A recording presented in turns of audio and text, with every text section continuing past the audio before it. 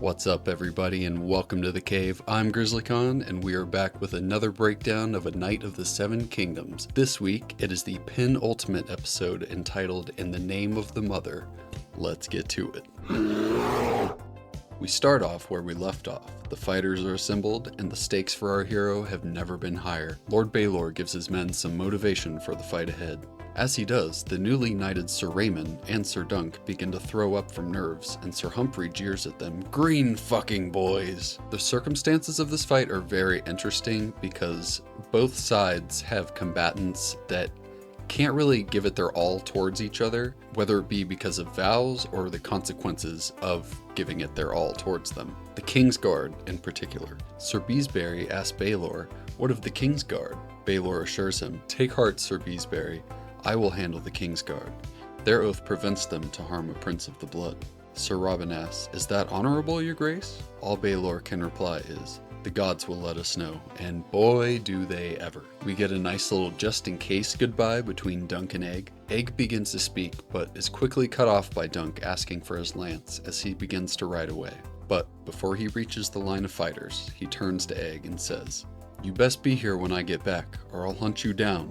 With dogs," to which Egg replies, "Arf!" A callback to episode 2 when Dunk threatened Egg, telling him he would hunt him down with dogs if he robbed him. A young Septon says a prayer for the fighters before they begin, and I love the way they engineered the audio for this episode. They use a lot of silence, breathing, and muffled audio as a way to show how overwhelmed Dunk's senses are at the beginning of this trial and later on in the trial. And we're off! Well, everyone except for Dunk, who is shaking in his boots right now, just overcome with fear of the fight ahead, and seems to forget everything he knows about combat now that it is thrust upon him. Now, in the book, it's Thunder that knows what to do at the start of the fight and gets Dunk going into battle, but I do kind of like what they did here. They tie the training that Egg did with Thunder earlier in the season into this moment, where Egg is screaming, "Go! Up! Up! Go!" Dunk launches into battle and instantly takes a joust right to the gut area, leaving a piece lodged in flesh. As we get a look at Dunk, his shield has been split in half, so he tosses it aside,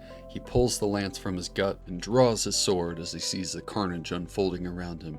And just as he's about to continue the battle, Arion delivers a blow straight to the face of Dunk's helm with a flail, sending Dunk face first into the mud from Thunder's back, and all goes black. Suddenly, we switch scenes and are greeted by the sight of a young Dunk prying the shoes from a dead horse in the aftermath of a battle. I believe this is the Battle of Redgrass Field. This is the final and deciding battle of the Blackfire Rebellion. As later in the flashback, we hear Dunk say, "The war is over, the Black Dragon is dead."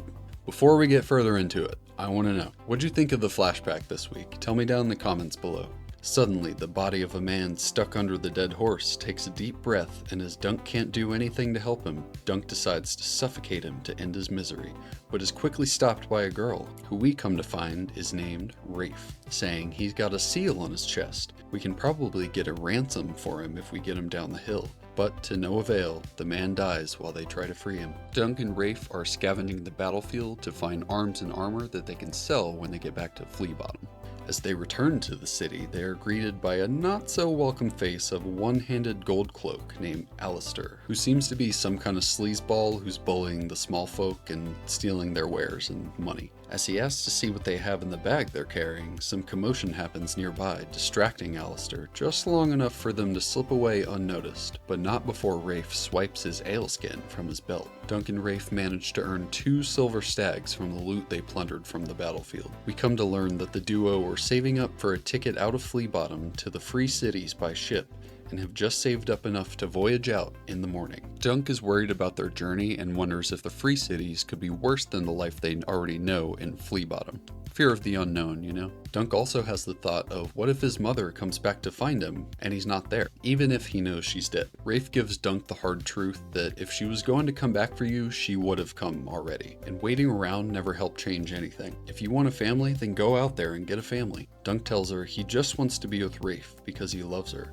Rafe says, "Well, I love you too, don't I? And I'm going, so you best be coming with me." The next morning, the two set off to buy a passage to a better life. However, the price of passage has changed and in fact doubled due to the high demand of people trying to leave the city. Dunk and Rafe are turned away to scrounge up more coin, But as the two turn down a dark alley, they are surrounded and cornered by Alistair and another slimy gold cloak. Alistair tells Rafe she has quick hands and pulls a dagger on the two and demands to have his ale skin back. Rafe replies that she sold it, and the two gold cloaks set upon Dunk and Rafe, the other holding Dunk back while Alistair rummages through Rafe's sack of belongings, finding her coin purse and stealing the money they had saved to make passage to the free cities. Alistair accuses them of stealing the coins, and Dunk says, "We didn't thieve nothing. We earned that." Alistair replies, "Stealing from dead nobles is still stealing." Dunk rebuts, "And what's stealing from us?" And Alistair says, "That's life. Stone cold, bro." As the gold cloaks let the pair go, Rafe swipes Alistair's dagger from his belt this time. However, Alistair notices fairly quickly as the two are walking away. Alistair runs up behind Rafe, grabs the dagger from her waistband, and opens her throat. Now, I have to be honest. Up until this point, I was very worried that we were looking at my least favorite episode of the series so far. This flashback is not in the book, so I didn't know what to expect from the sequence. I thought for sure this episode was going to be mostly filler flashback kind of stuff, because from where we are in the main story, there's really not that much left of the book. And the final episode would then be like the remaining fight of the Trial of Seven. I could not tell you how far my jaw dropped when Rafe was suddenly killed, but also how relieved I was that, oh my god, they just did something crazy. What are they gonna do now? I feel like a move like this is something that modern Hollywood is very afraid to do, especially to a person of color or a woman.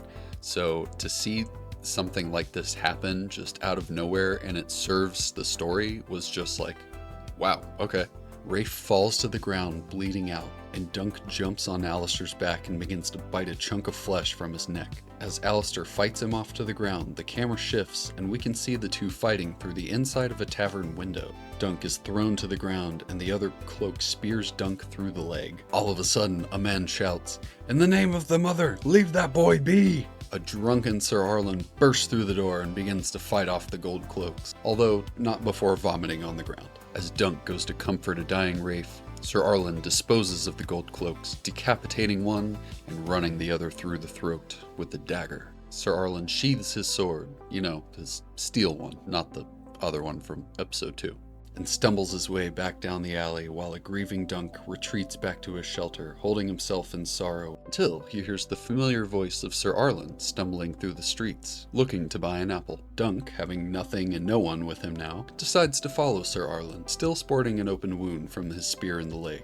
As Sir Arlen arrives back at camp, we see him greet his 3 noble steeds, and the scene quickly turns to night, where Arlen has now passed out. Dunk inspects Arlen's sword that just saved Dunk's life, and a small child-sized helmet that lays upon a small mound of dirt. I think this was Sir Arlen's former squire, Roger, who is Sir Arlen's nephew who died in the Battle of Redgrass Field. The next morning, Sir Arlen sets off atop Sweetfoot, followed closely by Thunder and Chestnut, of course. However, Sir Arlen has another follower that he doesn't notice. We then have a montage of Dunk following him through all kinds of terrain, remaining unnoticed, and Sir Arlen drunkenly singing in Dothraki. At one point, however, Dunk can be seen drinking some stagnant water, which later causes him to become sick with vomiting, fever, chills, all the good stuff. As the montage ends, Sir Arlen awakes to a pain in his side. In his sleep, he managed to roll over on top of his own dagger, cutting himself. He exclaims, "Ah, you old fool," before saddling up and clutching his wound. Just as he's about to set off, he sees a boy walk over the hillside and collapse. Sir Arlen approaches the helpless boy, hands him a drinking leather, and says, "Get up." Instantly, we are whisked back to current events, and we see a battle-weathered Dunk roll over from his faceplant in the mud. Ears still ringing from his blow to the face, he has all but seconds before Arion begins to further unleash attacks on him with his flail. And just as he gets a moment's break from Arion, he takes another blow to the face via a mace from another fighter still riding atop his horse. This battle is brutal. Dunk gets several stab wounds, bludgeonings, shield bashes, sword blows, and the crossguard of a sword lodging into the visor of his helmet and cutting his face so bad that he needs to take his helmet off. But yet, He fights on. Dunk lands a sword blow to Arian's upper thigh, very close to his royal jewels, and Maekar tries to run to his aid, yelling, "My boy, my boy!" but is held back by his Kingsguard. But it seems Dunk has had enough. Dunk falls to his ass in the mud, and while Egg screams for him to get up, Arian screams for him to yield. Dunk can't take anymore and hunches over into the mud. Egg begs for him to get up, sir, as Arian gets back to his feet. Arian proclaims, "He's dead, it's over," as Egg continues to beg. But just as the judges are about to blow the horn signaling the end of the match, Sir Arlen appears again saying, "Get up." Egg yells, "Wait!" and Sir Dunk shakily returns to his feet. Arian, with the most reluctant "ah shit" face I have ever seen, lowers his visor and prepares to continue the fight. Again, I love what they did with the audio here. Dunk can't hear shit around him due to what I'm sure is one hell of a concussion at this point, and all we get is the ringing in his ears and the sound of steel on steel as Dunk begins to beat the dog shit out of Arian, bashing him in the face with his own shield and punching him mercilessly until Arian manages to breathe out, "I yield, I yield." Dunk looks around at the remaining fighters, taking in the harsh reality of the carnage that was Sir Dunk's first fight. That's one for the books for sure. Dunk stands and grabs Arian by the boots, dragging him through the mud over to the judges, stands him up and yells, "Tell him!" Arian finally admits, "I withdraw my accusation," and the judge blows the horn. The battle is over and won. Steely Pate rushes onto the field and Sir Raymond helps him to carry Dunk inside. They begin to inspect his wounds as Dunk asks if anyone died.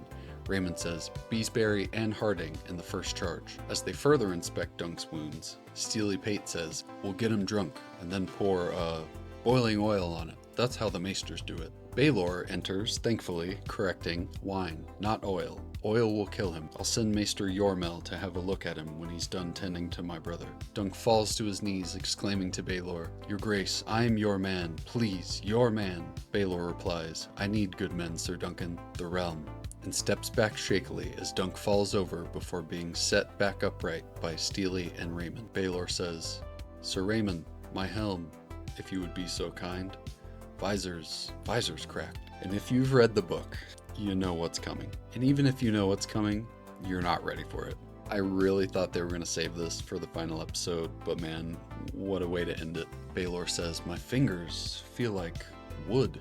Raymond asks Pate for a hand as Baelor's helm had been crushed down the back, smashed into the gorget, holding it in place. Baelor adds, "My brother's mace, most like. He's strong." As they remove the helm, all you can hear is a wet squelch, and Pate and Raymond's faces go to shock.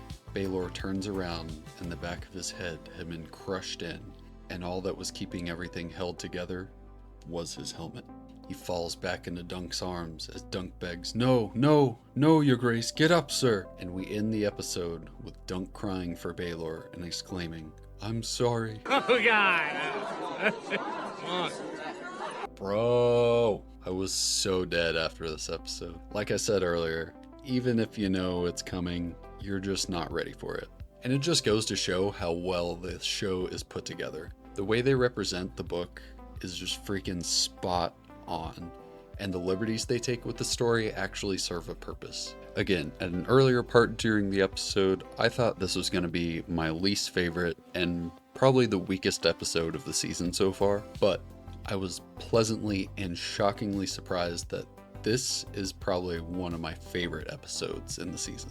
While I didn't love the flashback at first, I could get what they were doing with the whole Rafe character. I feel like she's the reason why Dunk was so smitten with Tansel Tootal when he first meets her. Not just because she's big enough for him, but she reminds him of a love he once had. A love that he planned at one time to run away with and to spend the rest of his life going on adventures with, but was taken away from him as he watched the life leave her eyes. Plus the addition of how he meets Sir Arlen was just icing on the cake. On the first watch, I really wasn't a fan of the flashback until the shit hit the fan. But on the rewatch and knowing the context of everything, I cannot sing enough praise for how far they just exceeded my expectations with this flashback. It's just insane.